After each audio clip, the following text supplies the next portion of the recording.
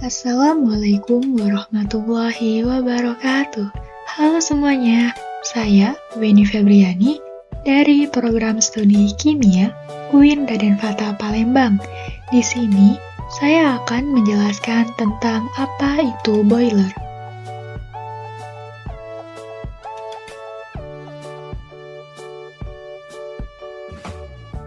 Jadi, boiler atau ketel uap adalah suatu alat berbentuk bejana tertutup yang biasa digunakan untuk memproduksi steam atau uap. Nah, fungsi boiler ini adalah untuk membentuk uap dengan tekanan lebih dari 1 atmosfer, yaitu dengan jalan memanaskan air yang ada di dalamnya dengan menggunakan gas-gas steam dari hasil pembakaran.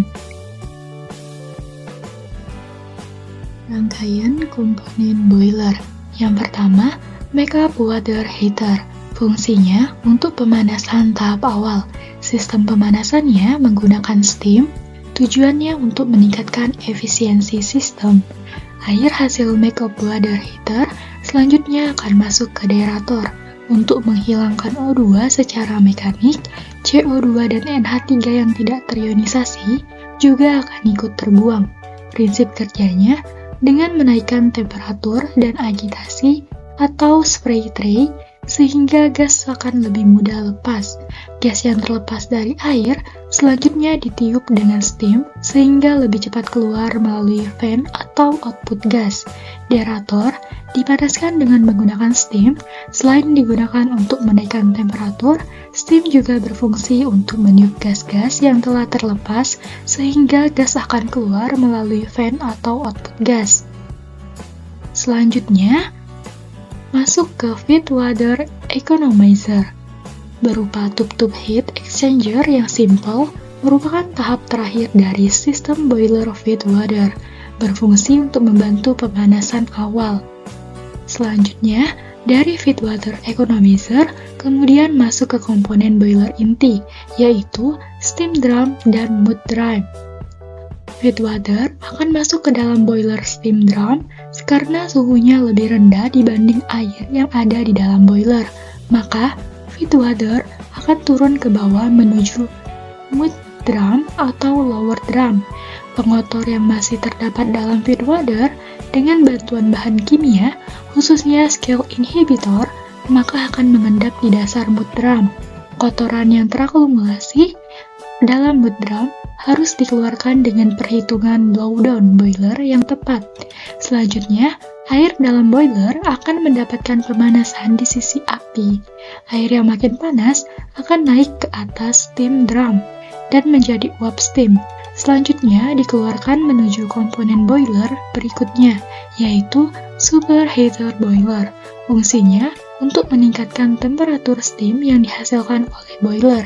Steam yang dihasilkan oleh steam drum boiler disebut steam basah atau saturated steam dengan temperatur umumnya sekitar 250 derajat Celcius. Steam yang dihasilkan oleh superheater boiler disebut steam kering atau superheated steam dengan temperatur dapat mencapai sekitar 340 derajat Celcius. Agar lebih efisien, proses pemanasan superheater boiler dapat menggunakan sumber api yang sama dengan yang digunakan untuk pemanasan air dalam boiler.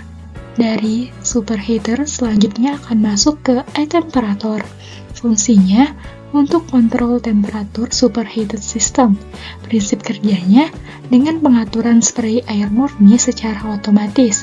Setelah menghasilkan superheated sistem dengan temperatur yang terkontrol, selanjutnya steam akan digunakan untuk menjalankan turbin pembangkit listrik atau unit proses lainnya sesuai kebutuhan. Dan yang terakhir, ada sistem kondensat. Fungsinya untuk mendapatkan air kondensat yang baik untuk feed water. Caranya dengan mencairkan kembali steam yang telah digunakan.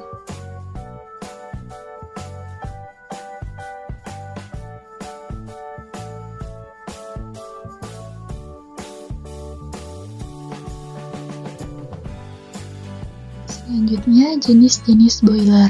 Yang pertama, jenis-jenis boiler berdasarkan tipe tub atau pipa, yaitu ada dua. Yang pertama, Vir tube boiler. Boiler ini memiliki dua bagian di dalamnya, yaitu tabung tempat pembakaran dan tong yang berisi fluida. Yang kedua ada water tube, memiliki konstruksi yang hampir sama dengan jenis pipa api. Jenis ini juga terdiri dari pipa dan tong. Yang membedakan hanya sisi pipa yang diisi air, sedangkan sisi tong merupakan tempat pembakaran.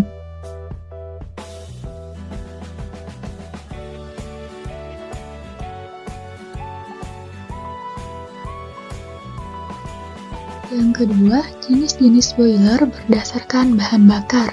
Yang pertama ada solid fuel atau bahan bakar padat. Nah, mesin boiler jenis ini menggunakan bahan bakar padat seperti kayu dan batu bara. Yang kedua, bahan bakar minyak atau oil fuel. Jenis ini memiliki bahan bakar dari fraksi minyak bumi dengan ciri memiliki bahan baku pembakaran yang lebih mahal.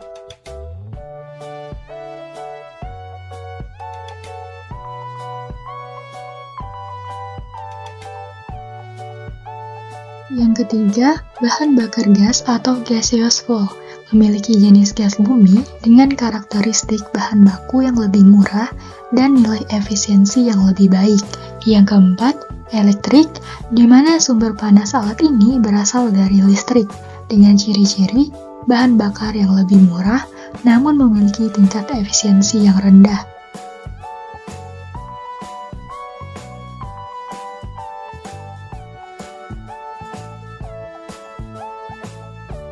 Selanjutnya ada material boiler. Biasanya, boiler dibuat menggunakan bahan baja dengan spesifikasi tertentu sesuai ketentuan dalam The ASME Code Boilers, yang merupakan standar untuk boiler skala industri. Selain baja, sejarah juga pernah mencatat bahwa boiler juga dapat dibuat dari material lainnya, contohnya seperti kuningan, tembaga, dan juga besi cor. Dan yang terakhir, ada simbol boiler.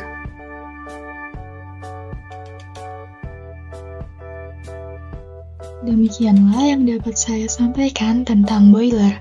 See you in the next video. Wassalamualaikum warahmatullahi wabarakatuh.